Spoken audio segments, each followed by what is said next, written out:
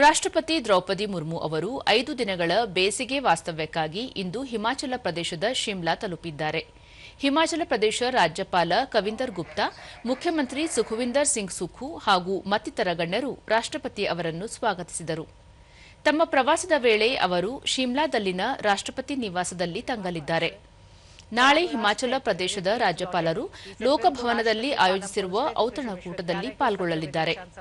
ನಾಡಿದ್ದು ಬುಧವಾರ ಅಟಲ್ ಸುರಂಗ ಮಾರ್ಗಕ್ಕೆ ಭೇಟಿ ನೀಡಲಿರುವ ರಾಷ್ಟ್ರಪತಿ ಅವರು ಗುರುವಾರ ಪಾಲಂಪುರದಲ್ಲಿರುವ ಚೌಧರಿ ಸರ್ವನ್ ಕುಮಾರ್ ಹಿಮಾಚಲ ಪ್ರದೇಶ ಕೃಷಿ ವಿಶ್ವವಿದ್ಯಾಲಯದ ಘಟಿಕೋತ್ಸವದಲ್ಲಿ ಪಾಲ್ಗೊಳ್ಳಲಿದ್ದಾರೆ.